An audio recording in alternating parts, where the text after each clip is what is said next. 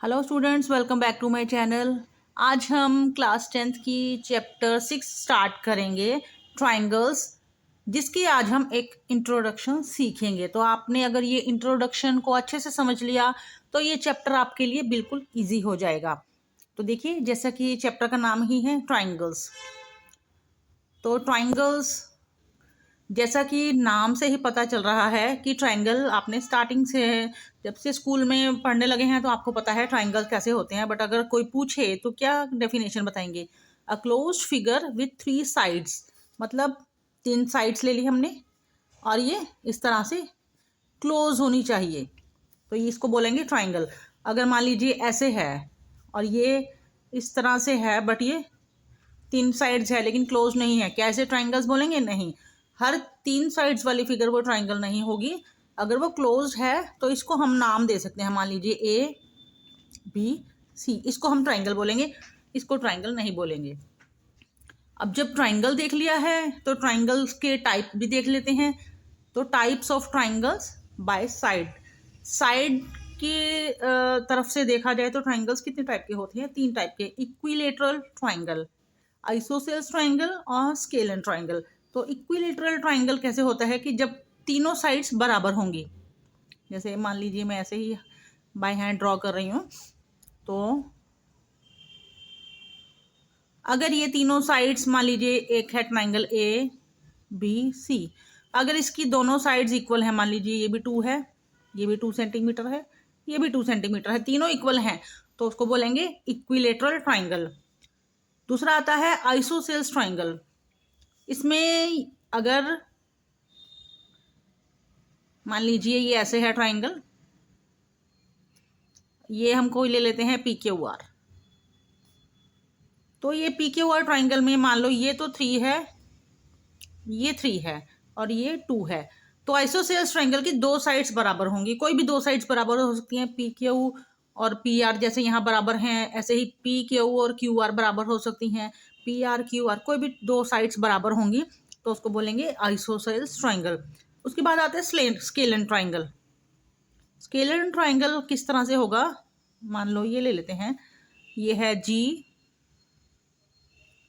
E F,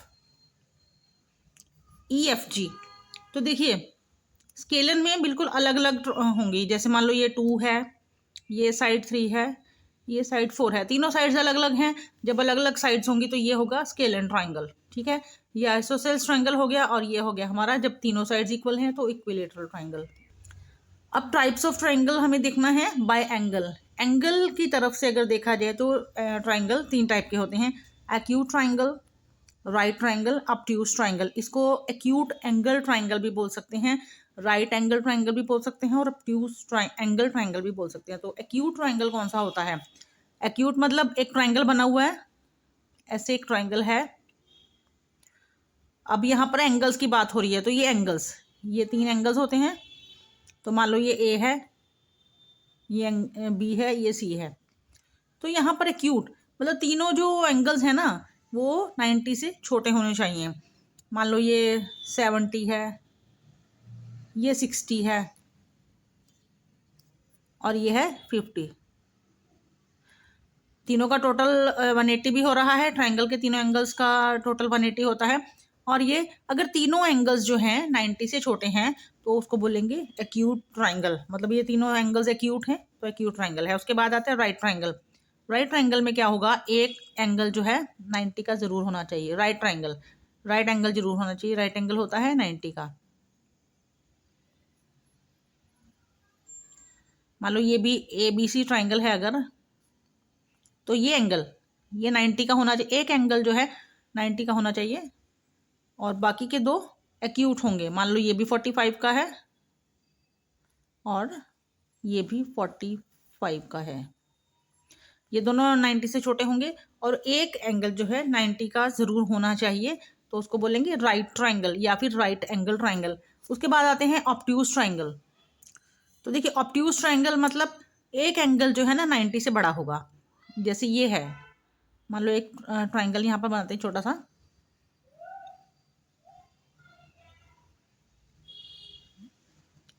ये नहीं आएगा, मान लो हमने एक बेस ले लिया, बेस ले लिया और उसके ऊपर एक एंगल बना दिया 90 से बड़ा। 90 का एंगल एकदम स्ट्रेट होता है तो वो बाहर की तरफ बनेगा, तो 90 से बड़ा एक ये हमने एंगल बना दिया और इसको ऐसे जोड़ दिया। ये एक एंगल जो ऑब्ट्यूज होगा, यानी कि 90 से बड़ा एंगल होगा, इसको भी हमने कोई नाम दे दिया ABC।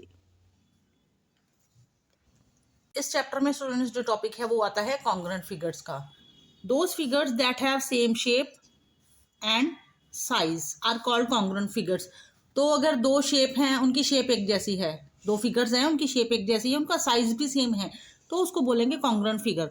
जैसे मैंने एक सर्कल बनाया और उतना ही बड़ा एक और सर्कल बनाया, तो देखिए इनकी साइज एक जैसी है, वैसे देखने में थोड़े छोटे बड़े हो गए हैं।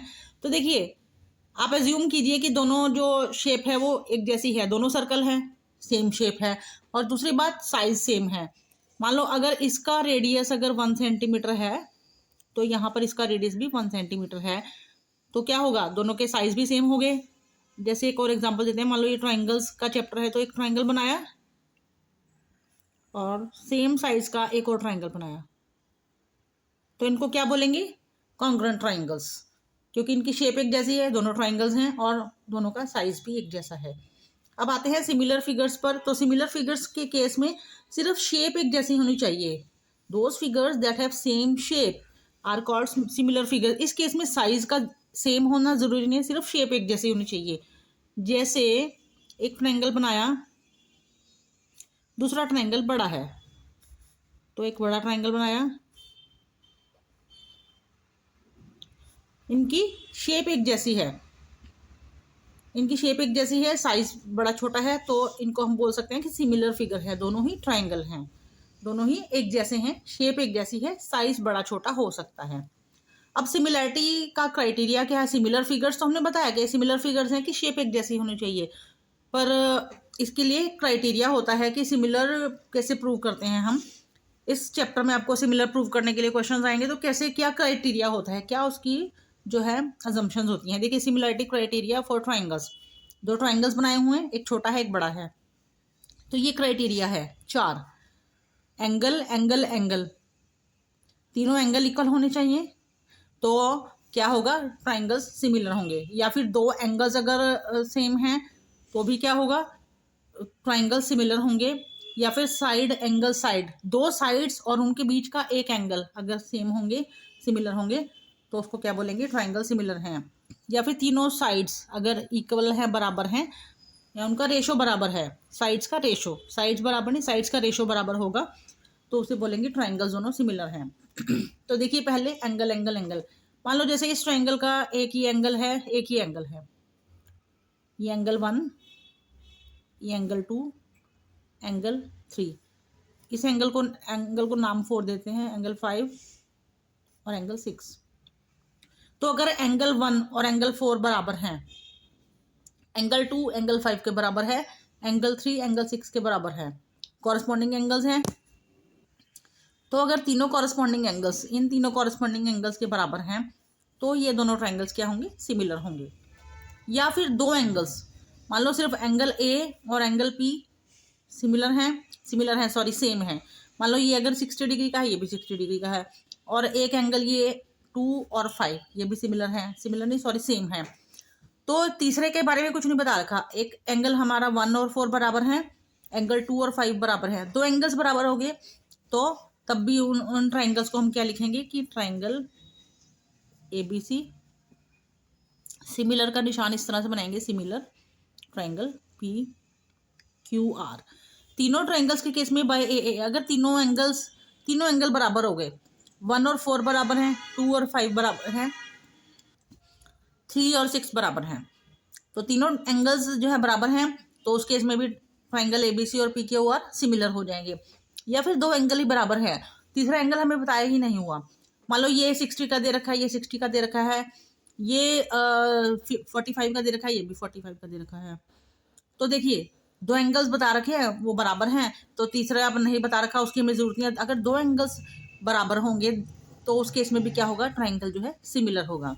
या फिर साइड एंगल